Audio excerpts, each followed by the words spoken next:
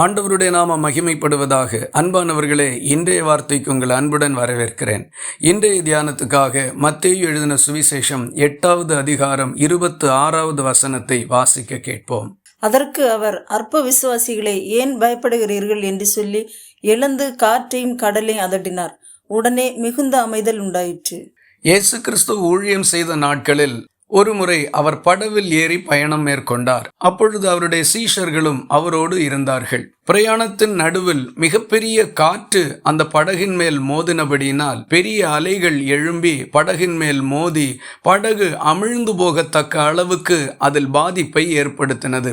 சீஷர்கள் எவ்வளவோ முயன்றும் அவர்களால் அதை கட்டுப்படுத்த இயலவில்லை. இயேசுவோ நித்திரையாக இருந்தார். அப்பொழுது அவருடைய சீஷர்கள் வந்து அவரை எழுப்பி, ஆண்டவரே, எங்களை இரட்சியும், நாங்கள் மடிந்து போகிறோம் என்று சொன்னார்கள். இயேசு அதற்கு பதிலாக, அற்ப விசுவாசிகளே, ஏன் பயப்படுகிறீர்கள் என்று சொல்லி எழுந்து காற்றையும் கடலையும் அதட்டினார். உடனே மிகுந்த அமைதல் உண்டாயிற்று. பாருங்கள், இந்த பிரச்சனையினுடைய உள்ளான தன்மையை இயேசுவின் வார்த்தைகள் வெளிப்படுத்துகின்றது. அவர் சொன்னார், அற்ப விசுவாசிகளே, ஏன் பயப்படுகிறீர்கள் என்று.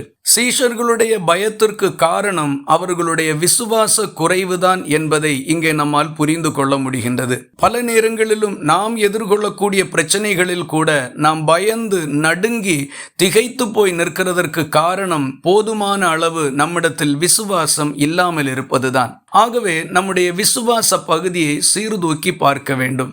பயம் நமக்கு உண்டாகுமானால் அடுத்தது தோல்வியை தான் நாம் சந்திக்க வேண்டியது வரும். பயந்த எந்த மனுஷனும் வெற்றி பெற்றதாக வரலாறு இல்லை. திடனாக தைரியமாக நின்றவர்கள் பயத்தை கடந்து வென்றிருக்கின்றார்கள். உங்கள் மனநிலை என்ன என்பதை சிந்தித்து பாருங்கள். கர்த்தரிடத்தில் விசுவாசம் கொண்டு தைரியத்தோடு உங்கள் பிரச்சனைகளை எதிர்கொள்ளுவீர்களானால் நீங்களும் ஜெயிப்பீர்கள்.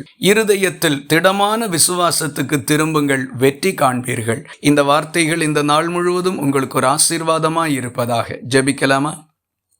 எங்களை நேசிக்கிற அன்பு நிறைந்த நல்ல ஆண்டவரை, நாங்களுமே நன்றியோடு துதிக்கிறோம். எங்களுக்குள் இருக்கக்கூடிய விசுவாச குறைவுகளை நிவர்த்தி செய்யும்படி உம்முடைய கரங்களில் எங்கள் உள்ளங்களை ஒப்புக் கொடுக்கின்றோம். தோல்வியை உண்டாக்கக்கூடிய பயத்தின் மேல் எங்களுக்கு வெற்றி தரும்படி எங்களை ஒப்புக் கொடுக்கின்றோம். ஜெபத்தை கேட்டதற்காக ஸ்தோத்திரம். இயேசு கிறிஸ்து மூலம் வேண்டிக் கொள்கிறோம் எங்கள் அன்புள்ள நல்ல பிதாவே, ஆமேன். கர்த்தர் தாமே உங்களை ஆசீர்வதிப்பாராக.